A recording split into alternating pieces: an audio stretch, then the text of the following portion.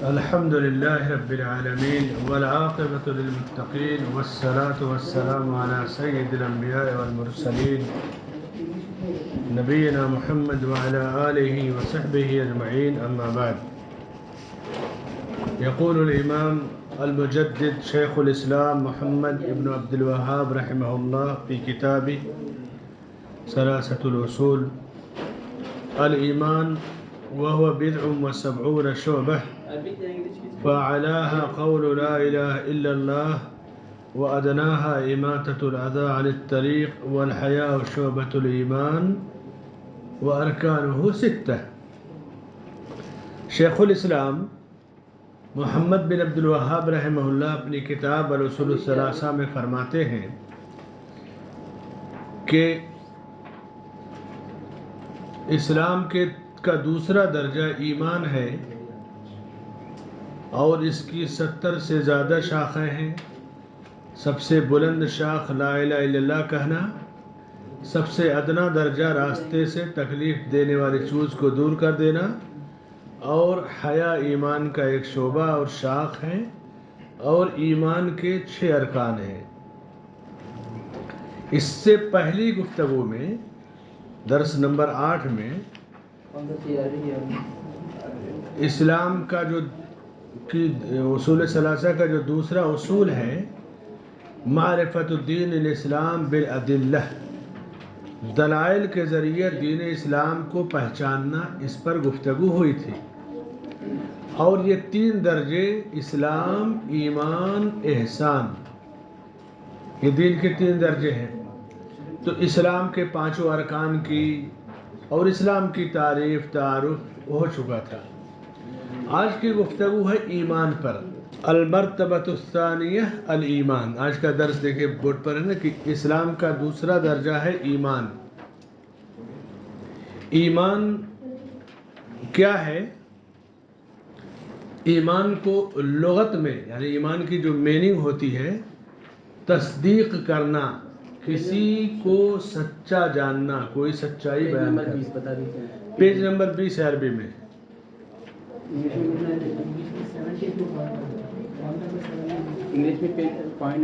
English میں point number 72، عربی میں پیج نمبر 20.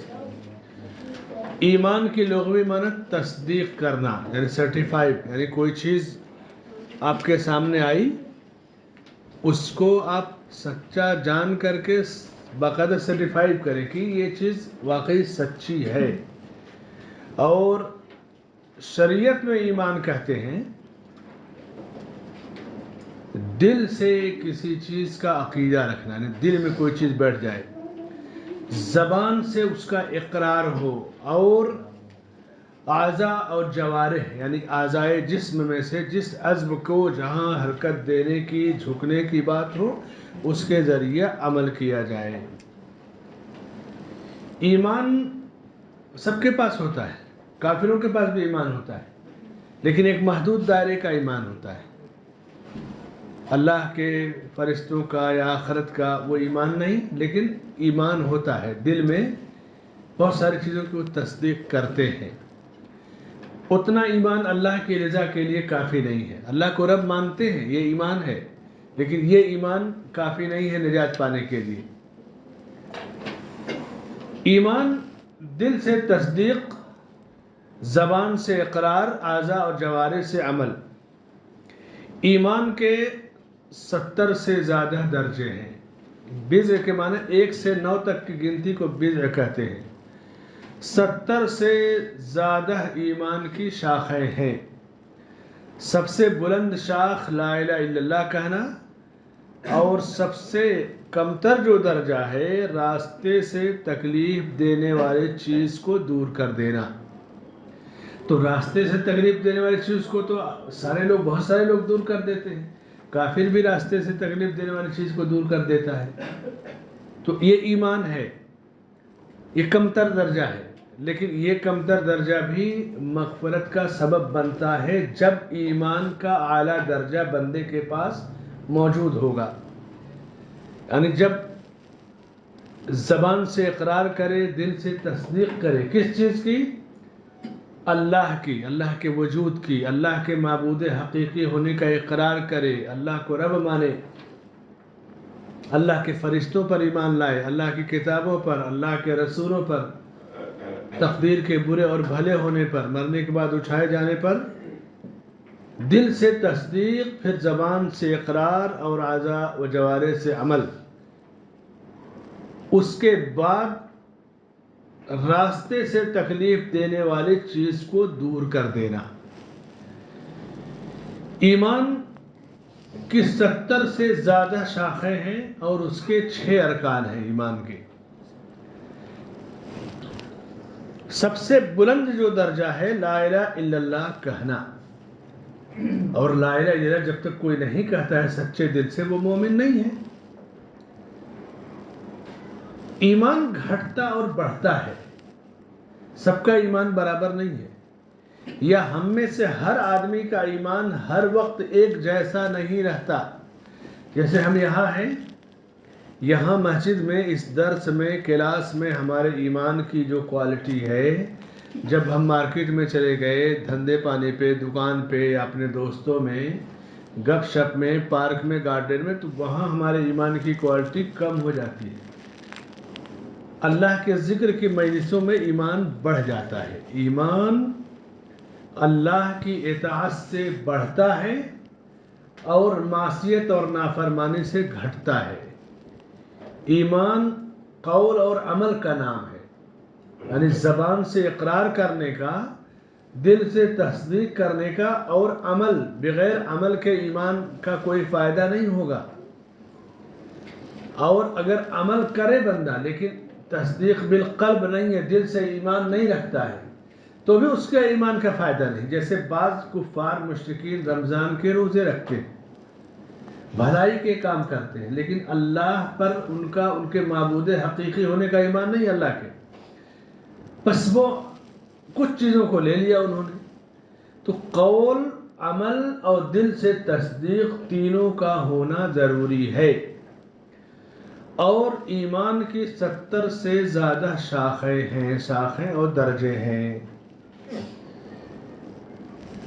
اللہ کے وجود پر ایمان کہ اللہ ہے، ہم نے اللہ کو نہیں دیکھا، لیکن اللہ معبود برحق ہے، مختار کل ہے، وہی ہمارا رب ہے، خالق اور مالک ہے، یہ ایمان ضروری ہے۔ ایک مرتبہ ایک ملحد اور دہریہ امام ابو حنیفہ رحمۃ اللہ علیہ کے پاس آیا اور کہتا ہے کہ میں کیسے مان لوں کہ اللہ ہے، میں تو نہیں مانتا، یہ دنیا اپنے سے وجود میں آ گئی، اپنے سے رہے گی، اس لیے کہ کسی نے جب دیکھا نہیں تو کیوں بلا وجہ ہم مانے کہ اللہ ایسے ہی چل رہی ہے دنیا۔ امام صاحب رحمۃ اللہ علیہ تھوڑی دیر غور و فکر کرتے رہے، سوچتے رہے۔ اس نے کہا کیا سوچ رہے ہیں؟ کہا ابھی دجلہ میں جو دریا ہے، کہا اس دریا میں ایک کشتی آئی ہے، یہ آج کی طرح اسٹیمر اور الیکٹرانک یا انجن والی کشتیاں نہیں ہوتی تھی نا، کشتیوں کو ملاح جو ہے ڈنڈے سے کھینچتا تھا پھر چلاتے تھے۔ ایک کشتی آئی، اپنے سے کنارے ساحل پر رکی اور اپنے سے پورا سامان اس نے باہر اتارا اور پھر وہ اپنے سے چلی گئی۔ اس نے کہا ایسے کیسے ہو سکتا ہے؟ کشتی پر سامان لوڈ کرنا پڑے گا، کشتی کو کوئی چلانے والا ہونا چاہیے، کشتی پر سے سامان کوئی اتارے گا پھر کشتی کو لے جائے گا، ایسا کیسے کہ چلی جائے گی؟ تو کہا جب تم اتنی بات سمجھ رہے ہو کہ ایک کشتی بغیر ملاح کے نہیں چل سکتی، تو اتنی بڑی کائنات، اتنی بڑی دنیا، اتنا بڑا نظام بغیر چلانے والے کے کیسے چل سکتا ہے؟ تو اس کی سمجھ میں بات آ گئی کہ واقعی الحاد اور دہریت کا ایک طرح کا یہ رد یا ریجیکٹ کر دینا کہ کس طرح سے بڑی آسانی سے بندہ اللہ کے وجود کا انکار بھی کرتا ہے، لیکن جب دلیل سے سمجھائی جائے تو اس سے زیادہ آسانی سے وہ مان بھی لیتا ہے۔ الحاد کا مطلب کہ دہریت، یعنی اللہ کو نہیں مانتے، the God is nothing، جو کچھ ہے اپنے سے ہے، اپنے دماغ سے وہ کام کریں گے۔ تو جب اللہ کے وجود پر اور اللہ پر ایمان رکھے بغیر مر گیا، دہریہ جس کو کہتے ہیں، تو ظاہر سی بات ہے کہ کافر ہو کر کے مرا ہے۔ بڑے بڑے لوگ پڑھ لکھ کر کے بھی دہریہ ہو جاتے ہیں، یعنی ان کے نزدیک جو کچھ ہے دنیا ہے، آخرت پر ایمان، رسولوں پر ایمان، فرشتوں پر ایمان، جنت و جہنم پر ایمان ان کا نہیں رہتا ہے، یعنی ایمان نہیں ان کے پاس ہوتا ہے۔ یہ ہے الحاد، ملحد اسی کو کہتے ہیں۔ اللہ کی مخلوق میں درجے ہیں، جیسے چیونٹی بھی اللہ کی مخلوق ہے، ہاتھی بھی اللہ کی مخلوق ہے۔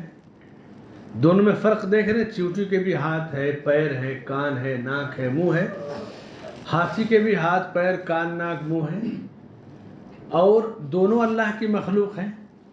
دونوں کا فرق آپ دیکھیے۔ تو اللہ کی مخلوق میں جب اتنا فرق ہے جو کہ اللہ نے پیدا کیا، تو پھر اللہ کتنا بلند و برتر ہے، اس لیے اس کی مثال ہمیں نہیں دینا ہے، اس کو مثالوں سے سمجھانا بھی نہیں ہے، اس پر ایمان رکھنا ہے۔ اور یہ بڑا اونچا درجہ ہے لا الہ الا اللہ کہنا، یہ ایمان کا اونچا درجہ ہے۔ کبھی کبھی آدمی اللہ کی حکمت پر اعتراض کرتا ہے، مانتا ہے لیکن اس کے فیصلے پر اعتراض کرتا ہے، یہ ایسے ہونا چاہیے، یہ ایسے ہونا چاہیے۔ اللہ نے ایک جگہ کہا کہ وَفِي أَنفُسِكُمْ أَفَلَا تُبْصِرُونَ، تمہارے اپنے وجود میں اللہ کی نشانیاں موجود ہیں، تم ذرا غور کرو۔ انسان کا دل کتنی بار دھڑکتا ہے، خون کتنی بار فلٹر کرتا ہے، آکسیجن کیسے ملتی ہے، سورج سے وٹامن کیسے ملتی ہے، اللہ کی نعمتوں کو آپ غور کیجیے۔ ایک آدمی جب ڈیالائسس پہ جاتا ہے تو کتنی محنت سے خون اس کا فلٹر ہوتا ہے، اور اس کا انسان کا جو ہے گردہ، دل، پھیپڑا کتنی محنت سے انسان کی جو ہے خون کو فلٹر کرتا ہے، رننگ میں رکھتا ہے۔ آپ دیکھیے کہ اللہ کا نظام کی پوری کائنات چل رہی ہے۔ تو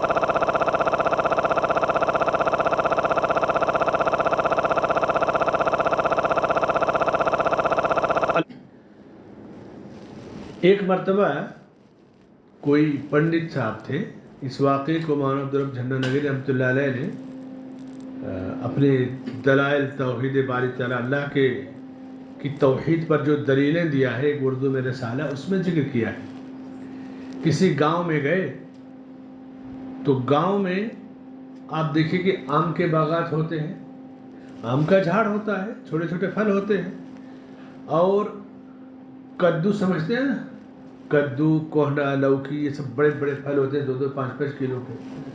تو کدو کا جو پھل تھا یہ کبیلو کے اوپر ہے، کبیلو پہ یا چھپر وغیرہ پہ ہوتا ہے۔ تو انہوں نے اللہ کی قدرت پہ، فیصلے پہ اعتراض کیا، کہا یہ کیا، یہ گھاس پوس کمزور جو ہے مکان ہے، کبیلو کا مکان ہے، اس پر 5-5, 10-10 کلو کا پھل، یہ آم کا پیڑ اتنا بڑا، اس پر 1-1 کلو، آدھا کلو کے 100 گرام کے چھوٹے پھل، اللہ کا یہ فیصلہ درست نہیں لگتا۔ اس غیر مسلم پنڈت جی نے یہ کہا، اور اس کے بعد پھر وہ گاؤں میں گئے، کھانا وانا کھا کے جب واپس آنے لگے تو آم کے جھاڑ اور باغات سے گزرنے لگے، تھوڑی سی آندھی آئی ہلکی سی، تو آم پٹ پٹ ان کے سر پر گرنے لگا۔ تو اب جب آم پٹ پٹ گر رہا ہے، اب چلا رہے، ادھر بھاگ رہے، ادھر گرا، ادھر آدھا کلو کا یا 100-200 گرام کا آم اگر 2-4-10 گر جائے تو کیا ہوگا؟ کہا کہ ماننا پڑے گا کہ میرے رب، تیری ہر چیز فطرت کے مطابق ہے، اگر آم کی جگہ کدو گرتا میرے اوپر تب کیا ہوتا میرا حال؟ تو بعض دفعہ انسان کے اوپر کوئی چیز پڑتی ہے تو اللہ کے وجود کو اچھی طرح جان اور سمجھ لیتا ہے۔ یہ لا الہ الا اللہ کو سمجھنا بہت آسان ہے اللہ کی قدرت کی نشانیوں سے۔ سماج اور معاشرے میں حیا ایک بلند ترین چیز ہے، یہ کمتر درجہ حیا، اور راستے سے تکلیف دینے والی چیز کو ہٹا دینا۔ صحیح مسلم کی مشہور حدیث ہے، اللہ کے نبی صلی اللہ علیہ وسلم فرماتے ہیں کہ ایک آدمی کہیں جا رہا تھا، راستے میں ایک درخت گر گیا، جیسے ہوتا ہے نا درخت آندھی ہے، طوفان ہے، بارش میں گر جاتا ہے. اب گزرنے والوں کو تکلیف ہو رہی تھی. یہ سواری سے اترا، سواری کنارے کیا اور محنت کر کے کاٹ پیٹ کے اس درخت کو کنارے کرنے. کہا میرے مومن بھائیوں کو تکلیف ہوتی ہے، میں اس کو ہٹا دوں گا تاکہ گزرنے میں تکلیف نہ ہو. صرف اس کے اس عمل کی وجہ سے اللہ نے اسے جنت میں داخل کر دیا. راستے سے تکلیف دینے والی چیز کو دور کرنا. انسانوں کے اس معاملے میں تین قسم کے لوگ پائے جاتے ہیں. ایک طبقہ تو وہ ہے جو راستے میں گندگی اور کچرا پھینکتا ہے. جھوپڑ پٹیوں میں جو لوگ رہتے ہیں، چالیوں میں رہتے ہیں، روڈ پر رہتے ہیں، جو کچھ کھایا روڈ پہ ڈال دیا. پیدل چل رہے ہیں، کھایا مونگ پھلی وغیرہ، کیلا کا چھلکا جو بھی ہے روڈ پہ پھینک دیا. بہت سارے لوگ گاڑیوں میں رہتے ہیں، فلیٹوں میں، لیکن سمجھ سوجھ بوجھ نہیں، کھڑکی سے اٹھا کے باہر پھینک دیا. ایک طبقہ تو پھینک دیتا ہے جو کہ درست نہیں ہے. دوسرا طبقہ پھینکتا نہیں ہے بس اپنے کام سے کام رکھتا ہے. تیسرا طبقہ راستے میں کوئی چیز پڑی ہوئی ہے، کانٹا ہے، پتھر ہے، تو اس کو ہٹا دیتا ہے. تو یہ ایمان کا ایک درجہ ہے. کوئی بھی چیز راستے میں دیکھے، شیشہ پڑ گیا، کسی کو بھی نقصان پہنچ سکتا ہے. کوئی پتھر آ گیا، نقصان پہنچ سکتا ہے. تو راستے سے تکلیف دینے والی چیز کو دور کر دینا یہ ایمان کا ایک کمتر درجہ ہے. چاہے پتھر ہو، چاہے کانٹا ہو، کچرا ہو، پلاسٹک کی تھیلی ہو. کتنی پیاری شریعت اور کتنا پیارا دین ہے اسلام. عمومی طور سے لوگوں میں یہ مشہور ہے مسلمان گندے ہوتے ہیں، ان کے محلوں میں گندگی ہوتی ہے. اس کا یہ مطلب نہیں کہ کافر بہت صاف ستھرے ہوتے ہیں یا یہ مسلمانوں سے زیادہ صاف ہوتے ہیں.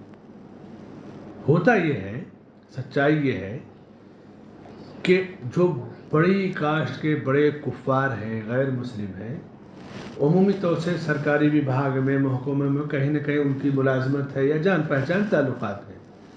سرکاری کرمچاری کو وہ ٹائٹ رکھتے ہیں، غیر حاضر نہیں ہونے دیتے، صفائی کا اہتمام کرتے ہیں. وہی ملازم مسلم محلوں میں بھی ہوتا ہے. مسلمانوں کے پاس تعلیم کی کمی ہے، کہاں کمپلین کیا جائے، کون ہے کرمچاری، کون ہے اس کا بوس.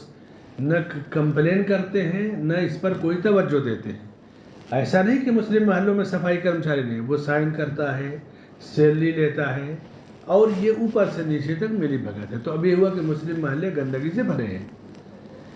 اس میں دو رائے نہیں ہے کہ ہمارے پاس اتنا اہتمام نہیں جتنا ان کے پاس ہے، لیکن اتنے گندے بھی مسلمان نہیں ہیں جتنا کہ لوگوں میں شور یا ہنگامہ کیا جائے. تو اس کی دلیل دیکھیے، آپ دبئی جائیے، جدہ جائیے، مکہ جائیے، ریاض جائیے، یا مسلم شہروں میں جائیے، آخر یہ تو ہے مسلم. بلدیہ کا نظام ان کے ہاتھ میں، میونسپلٹی کا نظام ہے، سارا ہے، روڈ چمک رہا ہے. بعض سڑکیں ایسی ہیں جو چمکتی ہیں اچھی طرح سے عرب کے اندر، شان و شوکت سے سڑکوں پہ جھاڑو صبح و شام لگتا ہے. وہ بھی تو مسلم ہے، مسلم ممالک ہے، لیکن جو ڈپارٹ ہے اس کا وہ اہتمام کرتے ہیں، نگرانی کرتے ہیں، فالو اپ کرتے ہیں. تو کئی وجہیں ہیں مسلم محلوں میں گندگی ہونے کی. ہمیں یہ بھی نہیں پتہ کہ کون کرمچاری، کون ملازم ہمارے محلے میں ڈیوٹی ہے، کون اس کا بوس ہے. نہیں آیا تو کس سے ہم کمپلین کریں گے، کون سنے گا، ہمیں کچھ بھی نہیں پتہ ہے.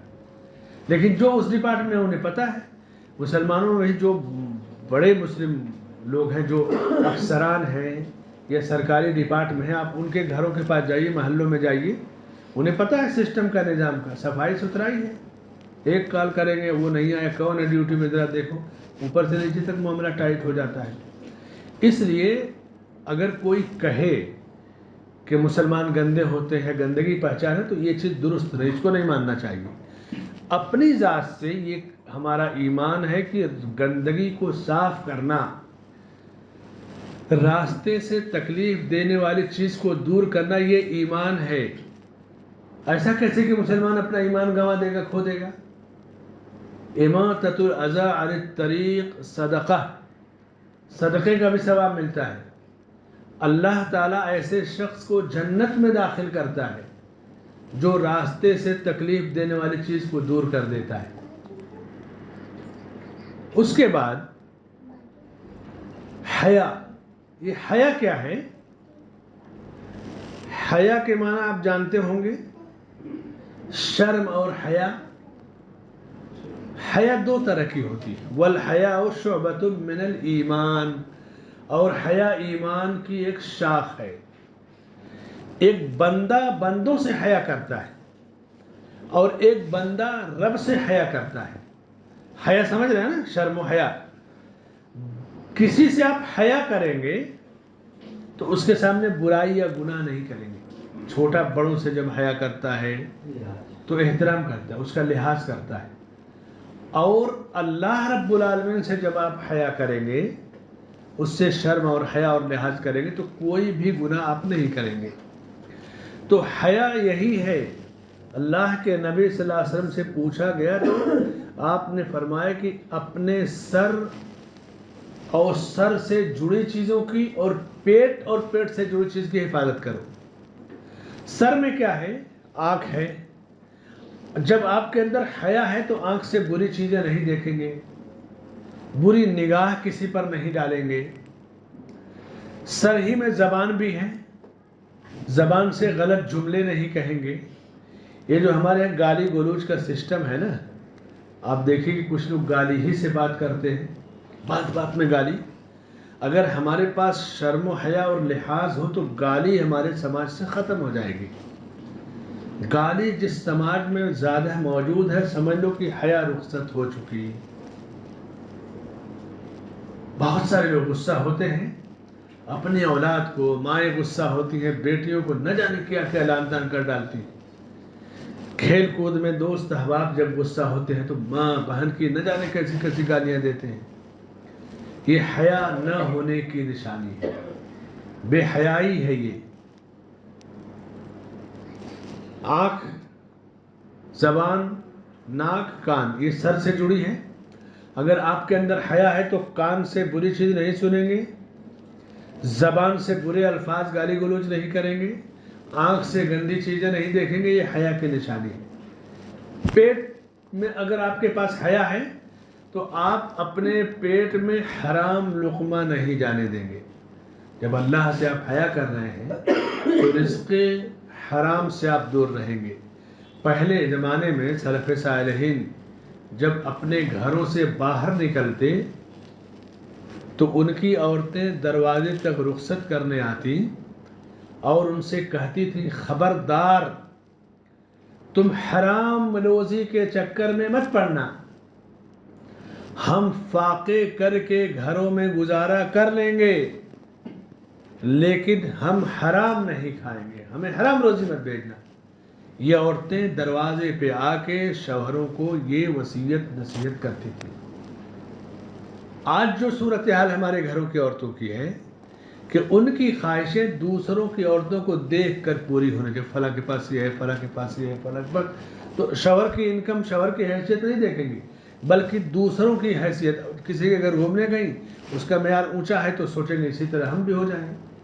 اس سلسلے میں اللہ کے نبی صلی اللہ علیہ وسلم کی جو رہنمائی ہے، انظروا الی من هو اسفل منکم، تم ہمیشہ اپنے سے کمتر کو دیکھو، جو تم سے بڑا ہے برتر ہے اس کو مت دیکھو۔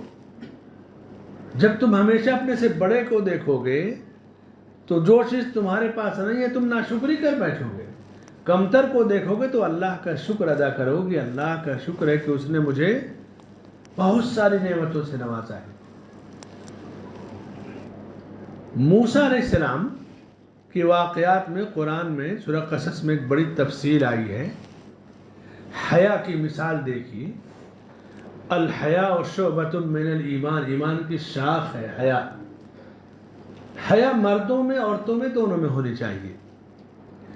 وَلَمَّا تَوَجَّهَ تِلْقَاءَ مَدْيَنَ قَالَ عَسَىٰ رَبِّي أَن يَهْدِيَنِي سَوَاءَ السَّبِيلِ وَلَمَّا وَرَدَ مَاءَ مَدْيَنَ وَجَدَ عَلَيْهِ أُمَّةً مِّنَ النَّاسِ يَسْقُونَ وَوَجَدَ مِن دُونِهِمُ امْرَأَتَيْنِ تَذُودَانِ قَالَ مَا خَطْبُكُمَا قالتا لا نسقي حتى يصدر الرعاء وأبونا شيخ كبير فسقى لهما ثم تولى إلى الظل فقال رب إني لما أنزلت إلي من خير فقير لما أنزلت إلي من خير فقير فجاءته إحداهما تمشي على استحياء قال إن أبي يدعوك ليجزيك أجر ما سقيت لنا فلما جاءه وقص عليه القصص قال لا تخف نجوت من القوم الظالمين. موسیٰ علیہ السلام جب اپنے شہر سے نکلے، قبطی کے قتل کا جو حادثہ ہو گیا تھا، تو مدین کے کنویں کے پاس پہنچے. مدین ایک جگہ تھی مصر میں، وہاں کنواں تھا، وہاں بھیڑ تھی لوگوں کی. دیکھا کہ کنویں پر لوگوں کی بھیڑ ہے اور لوگ پانی پی رہے ہیں، اپنا پانی بھر رہے ہیں. جب پانی کہیں کہیں آتا ہے تو لوگوں کی بھیڑ تو لگ جائے گی نا. 30-35 سال پہلے جب پانی کے نل کہیں کہیں تھے کنیکشن، لوگ ڈنڈا اور وہ کیا بولتے ہیں ہنڈا لے کر لائن لگا دیتے تھے پانی بھرنے کے لیے. جب کوئی چیز کم ہوگی تو بھیڑ تو ہوگی. تو ایک کنویں کے پاس پوری بھیڑ تھی اور لوگ پانی پی رہے تھے. وہاں پر 2 عورتیں تھیں جو اس بھیڑ سے تھوڑا سا الگ تھی. موسیٰ علیہ السلام نے دیکھا لوگ دھڑا دھڑ پانی بھر رہے ہیں، پی رہے ہیں، لے جا رہے ہیں، یہ 2 عورتیں کھڑی ہیں کنارے. ان کے پاس گئے، پوچھا کیا معاملہ ہے تمہارا؟ تو ان دونوں نے کہا کہ جب یہ چرواہے، یہ جو بکریاں چرانے والے ہیں، دور دور سے آتے ہیں، پانی بھر کر لے کر چلے جاتے ہیں، کنواں خالی ہوتا ہے، پھر ہم پانی بھر کر اپنے گھر لے کے جاتے ہیں. اور فوراً انہوں نے کہا کہ وہ ابونا شیخ کبیر، ہمارے والد بہت بوڑھے ہیں. یعنی بجائے کہ وہ سوال کرے کہ کیا تمہارے گھر میں کوئی لڑکا نہیں ہے، کوئی آدمی نہیں ہے، انہوں نے فوراً یہ بھی کہہ دیا کہ جب یہ بھیڑ ختم ہوگی پھر ہم پانی بھریں گے اور گھر لے جائیں گے، ہمارے گھر میں کوئی نہیں ہے، والد صاحب بوڑھے ہیں، وہ نہیں آ سکتے. موسیٰ علیہ السلام نے ان کا ڈول لیا اور پانی نکال کر کے اس بھیڑ میں سے دیا، کہا لے جاؤ.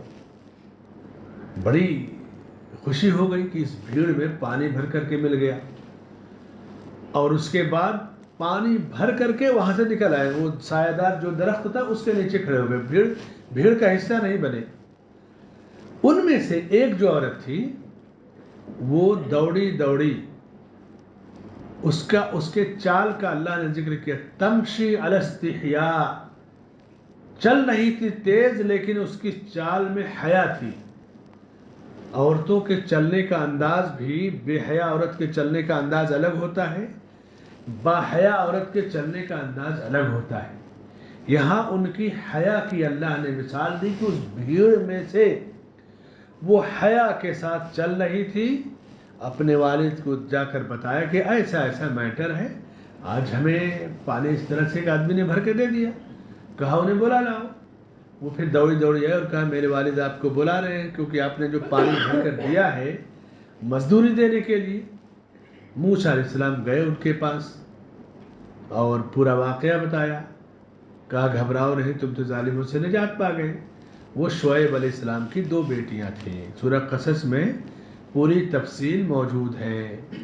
پھر ان میں سے ایک سے نکاح ہوا اور پھر مہر، پوری تفصیل وہ ایک الگ موضوع ہے. یہاں جو چیز کی جب عورت باحیا ہوتی ہے تو اللہ اس کا ذکر قرآن میں کرتا ہے. صحابیات میں سے بعض صحابیہ کہتی ہیں کہ جب ہم لوگ فجر پڑھتے اور گھروں سے مسجد سے نکل کر جاتے، کبھی کبھی ہلکا سا اجالا ہو جاتا، راستے میں سے جب کوئی مرد آتا تو ہم دیواروں میں چپک جاتے، دیواروں سے بالکل لگ جاتے کنارے، چہرہ دیوار کی طرف کر کے. اور کبھی کبھی ہم جیسے چھپکلی دیوار سے چپکتے اس طرح چپک جاتے تھے کہ مرد گزر جائیں، ہمارا چہرہ اور جسم نہ دیکھ پائیں، پھر ہم اپنے گھروں کو جاتے تھے. یہ حیا تھی صحابہ کی، صحابیات کی، نبی کی بیٹیوں کی. آج ہمارا سماج بے حیائی میں کہاں پہنچا ہوا ہے، آپ اندازہ لگائیے. یعنی بدکاری کو لوگ کرتے تو کامن بات ہے، گالی گلوچ کامن بات ہے، بے پردہ گاری کامن بات ہے. یعنی آج برائی کے جو بھی معیار، جو بھی شکلیں کہیں گے یہ تو عام ہے، جنرل ہے. یعنی بے حیائی اتنا زیادہ پھیل گئی ہمارے سماج اور معاشرے میں. اور بے حیائی جب پھیل گئی گویا ایمان سے ہم رخصت ہو گئے۔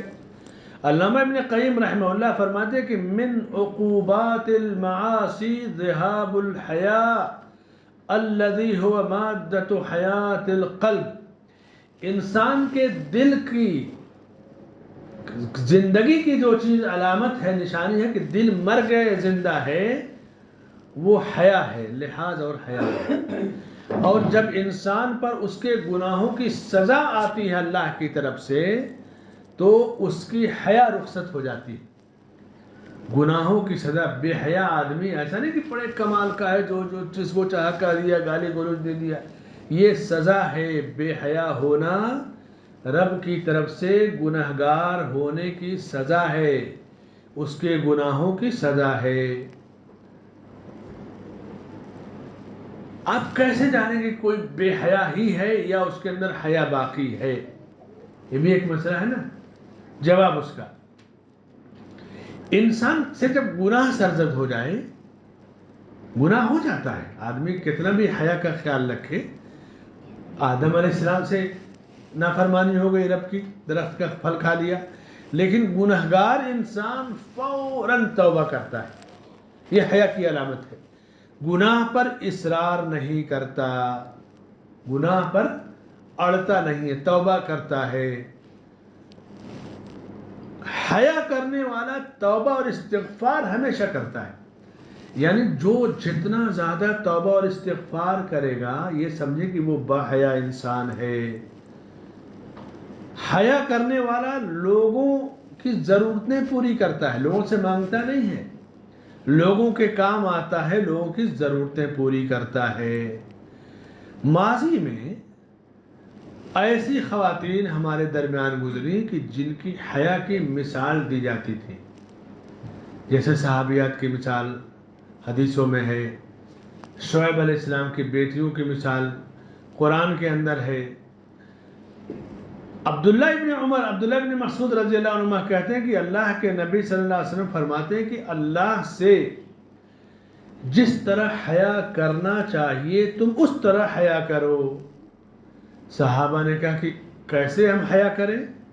تو آپ نے فرمایا کہ سر کی، پیٹ کی حفاظت کرو اور موت کو تم یاد کرو۔ جتنا موت کو یاد کرو گے اتنا تمہارے اندر غیرت اور حیا، شرم اور لحاظ رہے گا، اور جتنا زیادہ تم باحیا رہو گے اتنا زیادہ تم گناہوں سے دور رہو گے۔ ابو ایوب انصاری رضی اللہ عنہ فرماتے ہیں کہ اللہ کے نبی صلی اللہ علیہ وسلم فرماتے ہیں کہ 4 چیزیں اللہ کے نبی کی سنت ہیں۔ دیکھیں ایمان کا درجہ، ایمان سماج اور معاشرے میں آپ کو باوقار طور سے زندگی گزارنے کا سبق دیتا ہے۔ جس بھی سماج میں رہے، مومن کی ایک الگ پہچان ہونی چاہیے، اس کے اخلاق سے، اس کے آداب سے، اس کے ایمان سے، اس کے اسلام سے، اس کے طریقے سے۔ فرمایا کہ 4 چیزیں نبی صلی اللہ علیہ وسلم کی سنت ہیں۔ حیا نمبر 1، نمبر 2 خوشبو لگانا، تعطر، نمبر 3 مسواک کرنا، نمبر 4 نکاح کرنا۔ مسواک ہمارے درمیان سے رخصت ہو رہی ہے، اس کی جگہ برش پنجہ نے لے لیا، ٹھیک ہے، دانت کی صفائی ہونی چاہیے، لیکن مسواک کا ایک الگ مقام ہے۔ خوشبو لگانا، خوشبو بھی ختم ہوتی جا رہی دھیرے دھیرے، یہ نبی کی سنت ہے۔ اس لیے ہمیں حیا کا مکمل طور سے لحاظ کرنا چاہیے۔ اللہ کے نبی صلی اللہ علیہ وسلم فرماتے ہیں کہ ہر دین کی کچھ خصلتیں ہیں، کچھ خوبیاں ہیں جس سے وہ دین پہچانا جاتا ہے۔ اسلام کی خوبی حیا میں ہے۔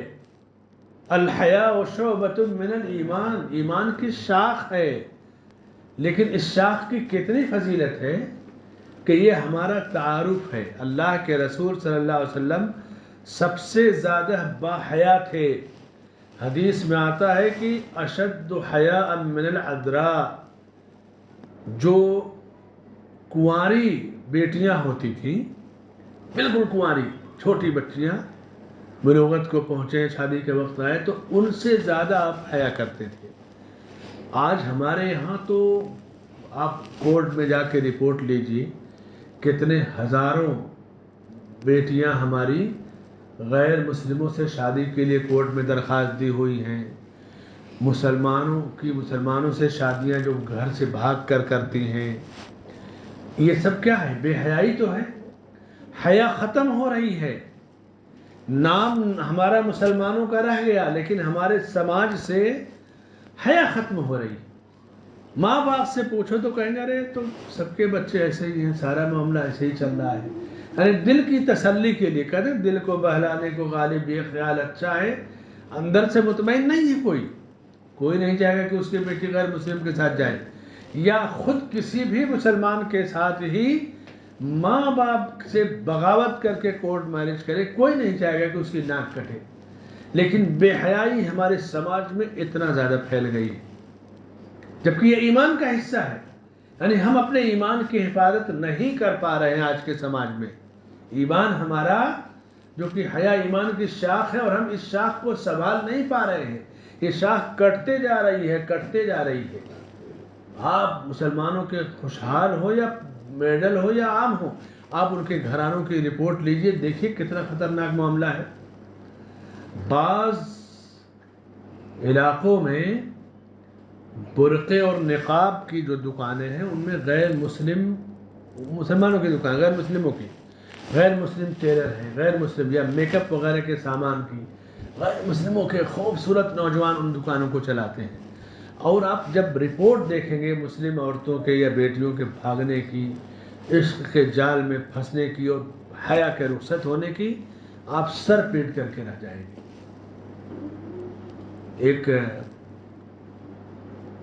नस्ल होती है गैर मुस्लिमों की, उत्तर प्रदेश में ख़ास तौर से, बनारस, यूपी, इलाहाबाद में, ये जो फल बेचते हैं स्टेशनों के पास, बाहर ठेले पे फलों के ताजिर, उसको खट्टिक बोलते हैं। सूअर और खंजीर पालते हैं, और फल की मार्केट पर इनका कब्जा एक तरह होता है। एक गैर मुस्लिम जो इस कास्ट का था, उसने एक मुसलमान बेटी से शादी कर लिया। उसके माँ बाप सब राजी थे। अब सोचिए कि सूअर पालने वाले, खाने वाले, उनका एक त्यौहार आता है साल में, जिसमें शराब पीना और सूअर का गोश्त खाना ज़रूरी है। शादी जब हो गई, साल के बाद जब त्यौहार आया, तो उसमें शराब पीना, नाचना, डांस करना और सूअर का गोश्त खाना। अब ये जो मुसलमान बेटी थी, इसने कहा सूअर का गोश्त तो नहीं खाएंगे। वहाँ पर इस्लाम उसका जागा थोड़ा सा। लेकिन अब शादी हो गई, शराब पी लिया, तो जो गैर मुस्लिम औरतें थी, उन्होंने उसको ज़मीन पर पटका और सूअर का गोश्त उसके हलक में ठोस दिया। ये उसके दीन का एक हिस्सा होता है। जब हया रुखसत होती है तो बुराई कहाँ तक आदमी को ले जाती है। अब सूअर का गोश्त पेट में गया, अब उसके बाद फिर क्या रह गया? आपके ईमान का कौन सा हिस्सा रह गया? हया ईमान की शाख है। हम आज शाखों की हिफाजत नहीं कर पा रहे हैं। इसकी वजह से हमारे घरों में आग लगी हुई है, हमारे समाज में आग लगी हुई है। और एक बड़ी बदनसीबी ये है, आप देखिए कि मुसलमानों के बहुत सारे तबकों में औरतों के लिए मस्जिदों का दरवाज़ा बंद कर दिया गया है कि औरत मस्जिद में नहीं आएगी, फितना है। लेकिन दरगाहों का दरवाज़ा खुला रखा गया है, पार्क का, समुंदर के साहिल का दरवाज़ा खुला रखा गया है। वो लोग जिनकी औरतें मस्जिदों में नहीं आती हैं, वो अपनी औरतों के साथ आपको किसी भी समुंदर के साहिल पे बम्बई में जाइए मिल जाएंगे, पार्कों में मिल जाएंगे, दरगाहों में मिल जाएंगे। ये जो हमने एक अपना दिमाग लगाया और औरतों को मस्जिदों से रोक दिया। अब जाहिर सी बात है कि हमारी जो दावत है, जो हमारा पैगाम है, ये मसाजिद के ज़रिए फैलता है। अब हमारा दर्स, हमारी बात सिर्फ मर्दों तक पहुँची, यानी 50% मुआशरे में पहुँची। 50% पे तो हमने पाबंदी लगा दी। तो जब हम 50% में काम करेंगे तो रिजल्ट भी तो 50% मिलेगा। अच्छा, ये भी देख लीजिए, यही लोग औरतों को हरम में ले जाएंगे, मदीने में जाएंगे, दिल्ली की जामे मस्जिद में जाएंगे। अभी वाक़या आपने सुना होगा ना, दिल्ली की जामे मस्जिद का। शरीयत की दी हुई आज़ादी اس میں حکمت ہے اور لگائی ہوئی پابندی میں بھی حکمت ہے. جہاں شریعت نے آنے کے لیے کہا وہاں ہم نے پابندی لگا دی، جہاں جانے سے منع کیا وہاں ہم نے آزادی دے دی. تو بے حیائی تو پھیلے گی نا. درگاہوں اور قبرستان کی زیارت سے عورتوں کو منع کیا گیا، بھیڑ بھاڑ میں جانے سے منع کیا گیا، مردوں کے بیچ میں جانے سے، مردوں کے ساتھ ملازمت کرنے سے، مردوں کے ساتھ کاروبار سے، بے تحاشا گفتگو سے، ہم نے سب اوپن کر دیا اور صرف مسجد میں پابندی لگا دی. تو یہ بھی ایک بہت بڑا میٹر ہے بے حیائی کو پھیلنے کا. اللہ کے رسول صلی اللہ علیہ وسلم حیا والے تھے، سب سے زیادہ حیا کرتے تھے، اور کہتے کہ حیا ایمان کا ایک حصہ ہے. اور دوسری حدیث میں کہ حیا اور ایمان دونوں جوڑی دار ہیں. یہ سمجھیں دو چیزوں کی جوڑی، حیا اور ایمان جوڑی ہے. الحیاء والایمان قرنا جمیعا، دونوں ساتھی ہیں. ان میں سے ایک چیز رخصت ہوئی دوسری چیز بھی چلی گئی. حیا گئی تو ایمان بھی چلا جاتا ہے. حیا ایمان کا ایک حصہ ہے، لیکن بے حیائی آئی ایمان اس گھر سے رخصت ہو گیا. اس لیے فحاشی برائی، اب آپ دیکھیے نا کہ بڑا اسکرین ٹی وی کا لگا ہوا ہے، فلمیں ناچ گانے آئیں گی، مرد عورت بیوی بیٹی سب گھروں میں بیٹھ کے دیکھ رہے ہیں. اب یہ بے حیائی جو ہمارے گھروں میں ہے تو گویا ایمان تو ہم خود اپنا کمزور کر رہے ہیں، ایمان ہمارا رخصت ہو رہا ہے. یہاں ہم ایمان کی بات کریں، اسلام کا ایک دوسرا درجہ ہے ایمان، جس کی 70 سے زیادہ شاخیں ہیں، اور اس میں سب سے بلند شاخ لا الہ الا اللہ، اور پھر اس کے بعد کمتر درجہ راستے سے تکلیف دینے والی چیز کو ہٹا دینا، اور حیا ایمان کا ایک حصہ ہے. فاطمہ رضی اللہ عنہ ایک مرتبہ حضرت عائشہ رضی اللہ عنہ سے کہتی ہیں، بہت زیادہ باحیا تھی، بہت زیادہ، نبی کی بیٹی تھی. کہتی ہے کہ جب میں مر جاؤں گی تو چارپائی پہ جیسے تابوت پہ میرا جسم لے جائیں گے لوگ، تو میرے جسم کو تو اب تک کسی نے نہیں دیکھا ہے، لیکن جب جنازہ رکھا رہے گا تب تو لوگ دیکھ لیں گے کہ میرا جسم کس طرح کا تھا. تو کہا ایسا کرنا کہ میری چارپائی جب رہے گی تو وہاں دائیں بائیں میرے اوپر کچھ لکڑیاں رکھ دینا، اور لکڑی رکھ کر کے اوپر سے چادر ڈال دینا، تاکہ میرے جسم کا جو ڈول ہے وہ نہ کوئی جان پائے. سمجھ گئے نا آپ؟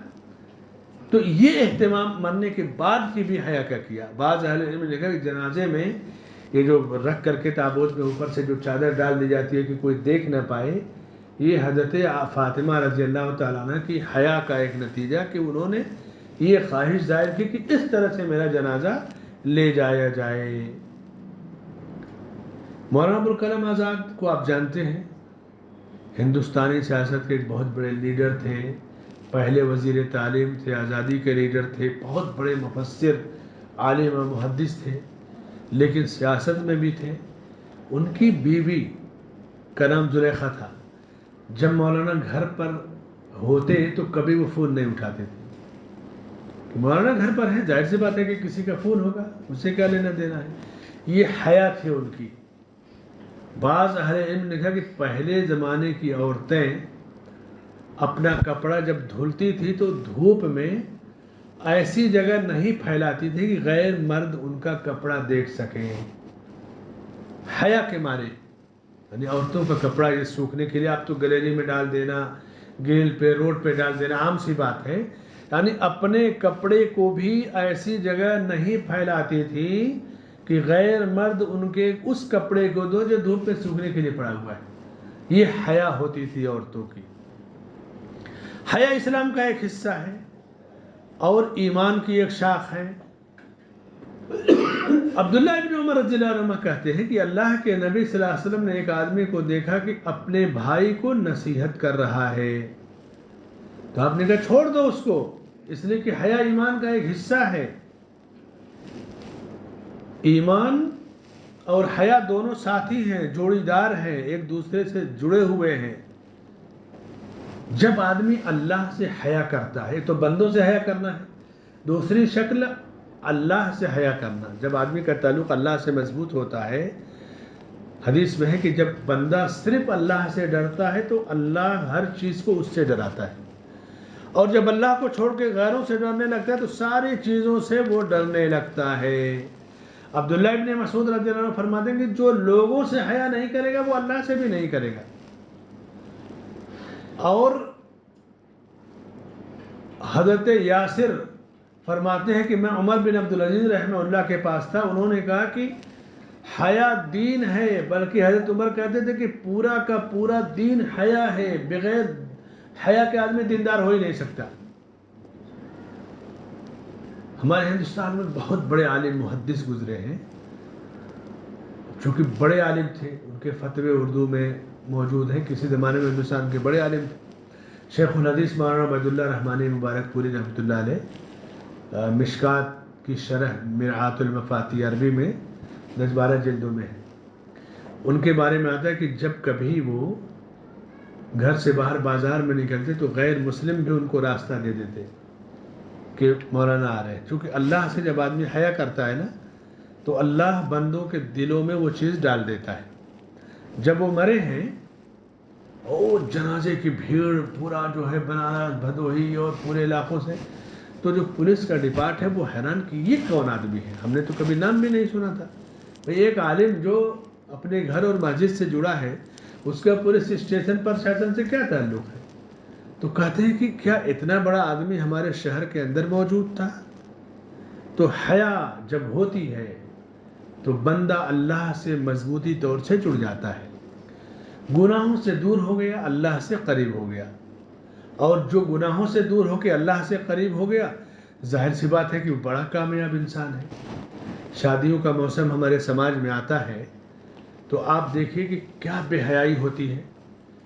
مردوں کی دعوتوں میں جو خواتین ویٹر کہیں کہیں کام کرتی ہیں، یہ بے حیائی ہے، بے غیرتی ہے، یہ ایمان رخصت ہو جاتا ہے۔ آپ کہہ رہے تو عام سی چیز ہے، جنرل چیز ہے، نہیں، یہ بے حیائی، اور جہاں بے حیائی آئی وہاں ایمان رخصت ہو گیا۔ الحیاء شعبۃ من الایمان، حیا ایمان کا ایک حصہ اور ایمان کی ایک شاخ ہے۔ جھوٹا آدمی کبھی باحیا نہیں ہو سکتا، یعنی حیادار، حیا والا ہمیشہ سچ بولے گا۔ اور اس کے بعد آپ دیکھیں سال میں ایک دن آتا ہے ہمارے سماج میں جس کو جھوٹ بولنے کا دن کہتے ہیں،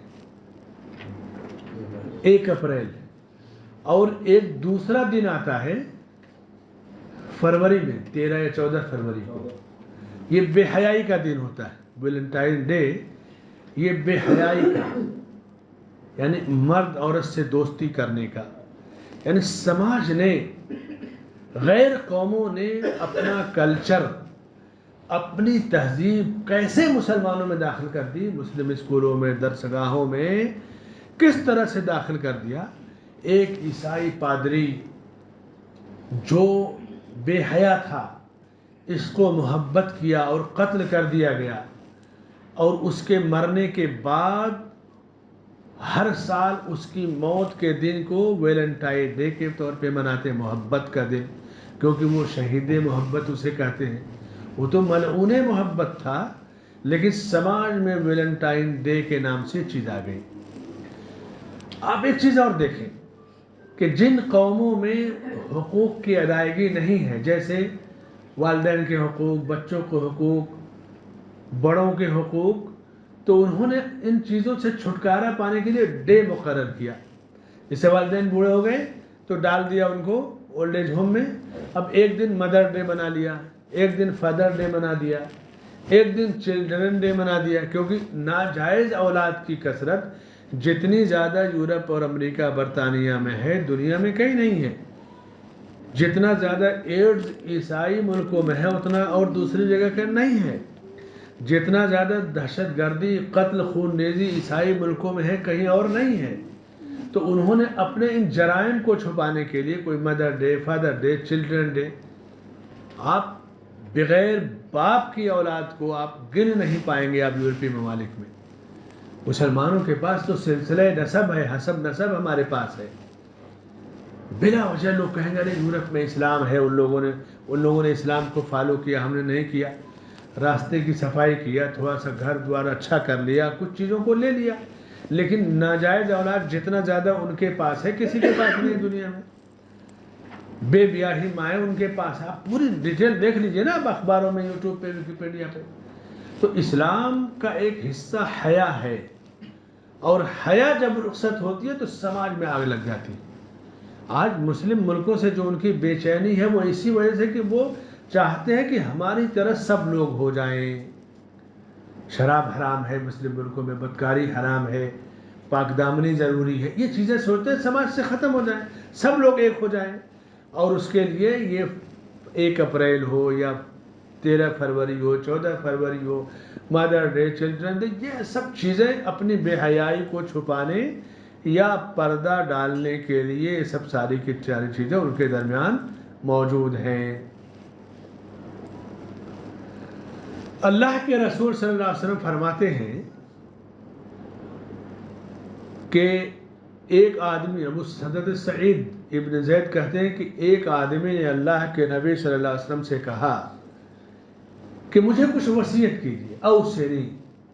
تو آپ نے فرمایا کہ اوصیک ان تستحی من اللہ عز وجل کما تستحی رجلا من صالح قومک. جس طرح اپنی قوم کے نیک اور صالح آدمی سے تم حیا کرتے ہو، اسی طرح تم اللہ عز و جل سے حیا کرو. اللہ زیادہ حقدار ہے. کسی کی حیا کسی سے کریں گے، لحاظ کریں گے، اس کے سامنے زبان تیز نہیں چلے گی، کوئی غلط کام نہیں کریں گے، ہے کہ نہیں؟ تو اللہ سب سے زیادہ بلند ہے، اس سے ہمیں ہمیشہ حیا کرنی چاہیے. اور حیا سے بندے کی ترقی یا بلندی، ایمان کی بلندی، ساری کی ساری چیزیں میرے بھائی اور دوستو سماج کے اندر پائی جاتی ہیں. تو فرمائے کہ والحیاء شعبۃ من الایمان. حیا ایمان کی ایک شاخ ہے. راستے سے تکلیف دینے والے چیز کو ہٹا دینا یہ ایمان کا ایک حصہ ہے، ادنا درجہ ہے. یہ 2 چیزیں آج ہمارے سماج سے، مسلم سماج سے ختم ہو رہی. جن کو ہم نے معمولی سمجھا وہ ہماری پہچان کا ایک طرح سے پہچان ہی ہماری ختم ہو رہی. ہمارے گھروں میں بے حیائی داخل ہو گئی، گندگی ہمارے سماج اور محلے میں داخل ہو گئی. دونوں چیزیں ہیں کہ نہیں؟ جس طرح ہمارا دل پاک ہوتا ہے کلمہ طیبہ لا الہ الا محمد رسول اللہ کے ذریعے، اسی طرح ہماری زبان بھی پاک ہونی چاہیے، ہمارا لباس پاک ہونا چاہیے، ہمارا گھر، ہمارا دالان، باہر کا حصہ سب صاف ستھرا ہونا چاہیے. یہ ایمان کا ایک حصہ ہے، یہ ایمان ہے. تو فرمائے کہ اسلام کا دوسرا درجہ ہے ایمان. ایمان کسے کہتے ہیں آپ جان گئے؟ ایمان کا سب سے اعلیٰ درجہ لا الہ الا اللہ کہنا، اور سب سے کمتر درجہ راستے سے تکلیف دینے والے چیز کو دور کر دینا. اور حیا ایمان کی ایک شاخ ہے. اور ایمان کے 6 ارکان ہیں. ایمان کے 6 ارکان ہیں. پہلا رکن ان تؤمن باللہ، تم اللہ پر ایمان لاؤ.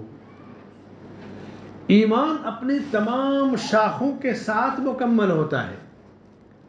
ایمان اپنی شاخوں کے ساتھ مکمل ہوتا ہے. مومن اپنے کردار سے پہچانا جاتا ہے. مومنہ عورت اپنی حیا سے پہچانی جاتی ہے. بے حیائی یہ مسلمان عورت کی پہچان نہیں ہے. ایمان باللہ 4 چیزوں کو شامل ہے. اگر آپ اللہ پر ایمان رکھیں گے تو 4 چیزیں کے ساتھ آپ اللہ کے ایمان کو سمجھ پائیں گے. نمبر 1، پہلی چیز اللہ کے وجود کو ماننا کہ اللہ ہے. کیسے آپ اللہ کے وجود کو مانیں گے؟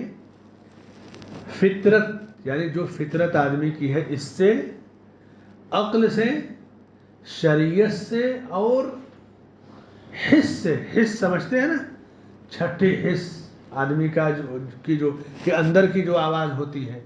تو اللہ کا وجود آپ اپنی فطرت سے بھی آپ کو سمجھ میں آنا چاہیے، شریعت سے بھی، عقل سے بھی، اور حس سے بھی. وہ کیسے؟ فطرت سے اللہ کے وجود کی واضح دلیل اس لیے کہ ہر مخلوق جو پیدا کی ہوئی ہے کوئی نہ کوئی اس کا خالق ہے۔ اب آپ دین فطرت کو سوچیں کہ آپ ہیں کون، کس نے پیدا کیا؟ ظاہر سی بات ہے کہ پیدا کرنے والا کوئی ہے۔ دنیا کی کوئی بھی طاقت، اللہ نے تو کہہ دیا نا کہ تم اللہ کے سوا جن کی عبادت کرتے ہو، اگر سارے معبودان باطلہ مل جائیں تو مل کر ایک مکھی بھی نہیں پیدا کر سکتے۔ لن يخلقوا ذبابا ولو اجتمعوا له، تو کوئی طاقت یا ساری طاقتیں مل جائیں تو ایک مکھی نہیں پیدا کر سکتی۔ خالق صرف اللہ تعالیٰ کی ذات ہے۔ تو یہ فطرت کی آواز ہوتی ہے کہ اللہ کے سوا کوئی خالق نہیں ہے۔ اللہ کے نبی صلی اللہ علیہ وسلم فرماتے ہیں کہ کل ما من مولود الا یوجد علی الفطرہ، مولود جو ہوتا ہے، بچہ جو نیا بچہ پیدا ہوتا ہے وہ دین فطرت پر پیدا ہوتا ہے۔ اس کی فطرت میں بت پرستی نہیں ہوتی، اس کی فطرت میں شرک کفر نہیں ہوتا ہے، وہ صاف ستھرا پیدا ہوتا ہے۔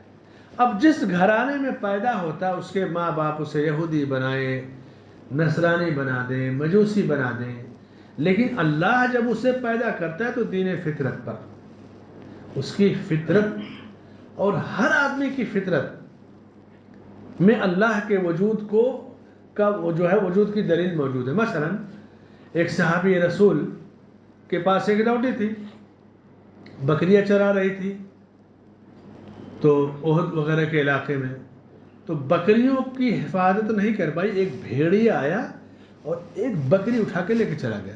بھیڑیا چیر پھاڑ کے کھا جاتا ہے۔ اب اس کے مالک نے دیکھا کہ بھیڑیا ایک بکری کو کھا لے گیا، اس کو بلا ایک تھپڑ لگا دیا، لیکن افسوس کیا انہوں نے۔ اللہ کے نبی صلی اللہ علیہ وسلم کے پاس لائے اور کہا کہ یہ میری بکریوں کی حفاظت نہیں کر پائی، میں نے اس کو ایک جھپڑ لگا دیا ہے، آپ نے کہا اس کو میرے پاس لاؤ۔ لے آئے، اس سے پوچھا کہ این اللہ، اللہ کہاں ہے؟ فاشارت الی السماء، تو اس نے آسمان کی طرف اشارہ کیا۔ پوچھا میں کون ہوں؟ کہا آپ اللہ کے رسول ہیں۔ آپ نے کہا اس کو آزاد کر دو، یہ ایمان والی ہے۔ جو انسان کی فطری آواز ہوتی ہے، پوچھیں گے کہ آسمان زمین کو کس نے پیدا کیا، روزی کون دیتا ہے، تو آسمان کی طرف نگاہ اٹھائے گا کہ اوپر والے نے۔ یہ اس کی فطرت بولتی ہے کہ اللہ کا وجود ہے۔ اللہ کے وجود پر انسان کی فطرت گواہی دیتی ہے، اور انسان چاہے جتنا بڑا سوجھ بوجھ والا ہو، انسان کی عقل بھی اللہ کے وجود کو مانتی ہے کہ دنیا کب سے بنی، کب تک رہے گی، کیا ہے، کون ہے جو پوری دنیا کو روزی دیتا ہے، موت دیتا ہے، زندگی دیتا ہے۔ ظاہر سی بات ہے کہ یہ دنیا اپنے سے وجود میں نہیں آ گئی، اس دنیا کو کوئی چلانے والا ہے۔ جیسا کہ ابھی میں نے درس کے شروع میں امام ابو حنیفہ رحمۃ اللہ علیہ کے حوالے سے واقعہ پیش کیا کہ جب اس نے کہا کہ نہیں دنیا اپنے سے ہے، اپنے سے وجود میں آ گئی، تو اب عقل سے وہ دنیا کو سمجھنا چاہ رہا تھا اور اللہ کو، تو انہوں نے وہی کشتی کی مثال دیا۔ کہا تم دیکھو، جب ایک کشتی اپنے سے نہیں آ سکتی، سامان نہیں جو ہے اتار سکتی، نہ لوڈ کر سکتی ہے، کوئی چلانے والا ہونا چاہیے، تو پوری دنیا کیسے چل سکتی ہے بغیر اللہ کے چلانے والے کے؟ تو انسان کی عقل بھی اس بات کو تسلیم کرتی ہے کہ اللہ موجود ہے۔ ام خلقوا من غیر شیء ام هم الخالقون، یہ ان لوگوں کو کس نے پیدا کیا؟ کیا یہ خود اپنے آپ کو انہوں نے پیدا کیا ہے یا کوئی ان کا خالق ہے؟ آپ کسی سے بھی پوچھیں کہ تمہیں کسی نے پیدا کیا ہے نا، یا تم نے خود اپنے آپ کو پیدا کر لیا ہے؟ خالق ہے کہ نہیں ہمارا پیدا کرنے والا؟ تو اب جب یہ عقل انسان دوڑائے گا نا کہ میرا کوئی خالق ہے پیدا کرنے والا، تو پھر وہاں پہنچ جائے گا کہ اللہ ہی ہمارا خالق ہے۔ ام خلقوا من غیر شیء ام هم الخالقون ام خلقوا السماوات والارض بل لا يوقنون ام عندهم خزائن ربك ام هم المسيطرون۔ جبیر ابن مطعم رضی اللہ تعالیٰ عنہ ابھی اسلام نہیں لائے تھے، ایک مرتبہ اللہ کے رسول صلی اللہ علیہ وسلم جب یہ آیت پڑھ رہے تھے، انہوں نے اس آیت کو سنا کہ ام خلقوا من غیر شیء ام هم الخالقون، کیا وہ خود اپنے خالق ہیں یا کیسے کس نے ان کو پیدا کیا؟ کسی چیز کے بغیر پیدا ہو گئے؟ کا آسمان و زمین کو انہوں نے پیدا کیا ہے؟ کہتے ہیں کہ جب میں نے یہ آیت سنی تو ایسا لگا کہ میرا دل اڑ جائے گا، یعنی میرے دل کے ٹکڑے ہو کے فنا ہو جائیں گے، یعنی مجھ پر اتنا زیادہ اثر ہوا کہ میں بت پوجتا ہوں، کفر کرتا ہوں، واقعی میرا کوئی خالق ہے، کسی نے دنیا میں مجھے پیدا کیا ہے۔ اور اس کے بعد کہتے ہیں کہ یہاں سے ایمان میرے دل میں داخل ہو گیا، یہاں سے ایمان میرے دل میں داخل ہوا، بعد میں وہ مسلمان بھی اسلام بھی لے کر کے آئے۔ تو انسان کی فطرت، انسان کی عقل، دونوں سے اللہ کے وجود کی دلیل آپ کو مل گئی۔ اس کے بعد شریعت سے دلیلیں تو آپ کو بے شمار دلیلیں مل جائیں گی کہ اللہ نے آسمان و زمین کو پیدا کیا، ساری آسمانی کتابیں جو رسولوں پر اتاری گئیں، رسولوں کو بھیجا۔ یعنی جب شریعت سے دلیل ہے، ایمان ہے، تب تو بہت آسان ہے شرعی دلیل کے ذریعے ایمان لانا، لیکن دل میں ایمان بیٹھ جانا چاہیے۔ کائنات کو آپ غور کریں، سمندر کو غور کریں، اپنے آپ پر غور کریں، تو بہت ساری دلیلیں آپ کو اللہ کے وجود کی مل جائیں گی۔ اور اس کے بعد حسی دلیل، یعنی انسان کے اندر کی جو حس ہے نا، اندر کی جو آواز ہے، اس سے بھی آپ کو اللہ کے وجود کی دلیلیں ملے گی۔ کوئی کتنا بھی بڑا پریشان ہوتا ہے، جب پریشانی میں اپنے رب کو پکارتا ہے، رو کر گر گڑا کر کے، اس کا رب اس کی مدد کرتا ہے، تو آپ اس سے پوچھیں تو کہے گا ہاں میرا رب ہے جس نے مجھ پر کرم کیا ہے، جس نے مجھ پر رحم کیا ہے۔ بیمار شفا مانگتا ہے، پریشان روزی مانگتا ہے، بے اولاد اولاد مانگتا ہے، جس کی جو حاجت ہے وہ رب کے سامنے رکھتا ہے اور اس کے بعد دعائیں کرتا ہے، دعائیں قبول ہوتی ہیں۔ ایک مرتبہ اللہ کے نبی صلی اللہ علیہ وسلم جمعہ کا خطبہ دے رہے تھے، ایک دیہاتی آئے، صحیح بخاری کی روایت ہے، اور کہا اللہ کے نبی بارش کی کمی کی وجہ سے فاقہ ہو رہا ہے، ہماری جائیداد کھیتیاں بھی تباہ ہو گئی، بچے بھی بھوکے مر رہے ہیں، آپ دعا کیجیے اللہ سے بارش کے لیے۔ آپ نے ہاتھ اٹھایا، دعا کیا، بادل آیا، بارش ہوئی اور خوب بارش ہوئی، اور یہاں تک کہ ایک ہفتہ بارش ہوتی رہی۔ دوسرے جمعہ وہی آیا اور اس نے کہا اللہ کے نبی اب اتنی بارش ہو گئی کہ اب ہمارے مکانات گرنے لگے، کھیتیاں برباد ہو رہی ہیں، فصل ڈوب رہی ہے، آپ دعا کر دیجئے کہ بارش ادھر ادھر چلی جائے۔ تو آپ نے دعا کی کہ اللہم حوالینا ولا علینا، اللہ یہ بارش ہمارے آس پاس برسا، ہم پر مت برسا۔ تو یہ اندر کی آواز کہ آخر کوئی ہے جو دعاؤں کو سنتا ہے۔ ام من یجیب المضطر اذا دعاہ ویکشف السوء، کون ہے کہ پریشانی میں جب کوئی اسے بلاتا اور پکارتا ہے تو اس کی پکار کو سنتا ہے اور اس کی مصیبت کو دور کرتا ہے؟ کوئی ذات تو ہے۔ تو یہ عقلی اور اس کے بعد فطری، شرعی اور حسی، ان تمام دلیلوں سے اللہ کے وجود کا ہونا واضح طور سے ثابت ہے۔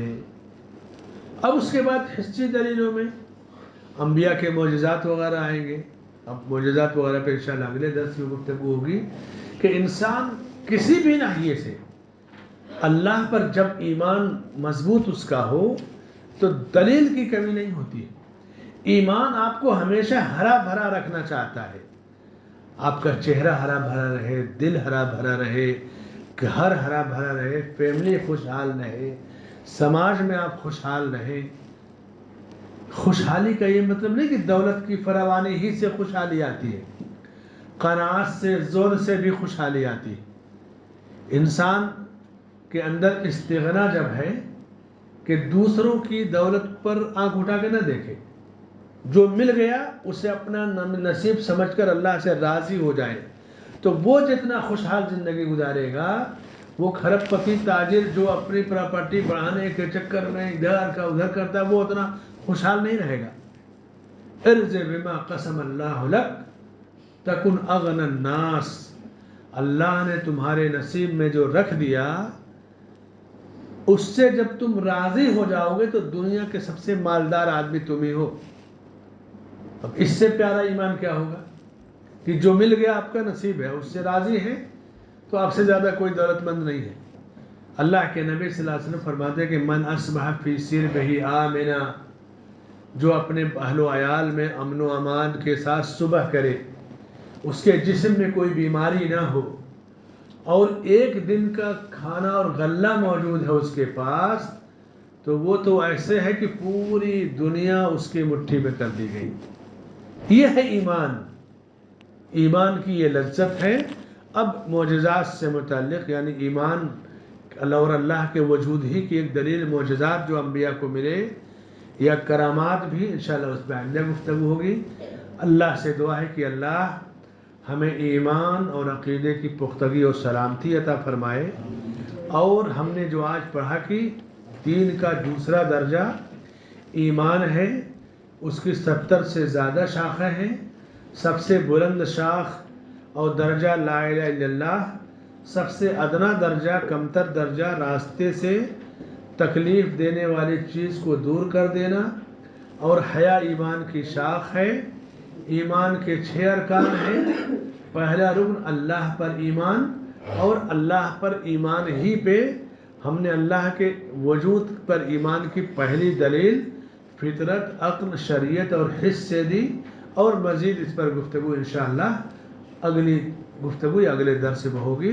جزاکم اللہ خیر، وصلی اللہ علی نبینا محمد وعلی آلہ وصحبہ اجمعین.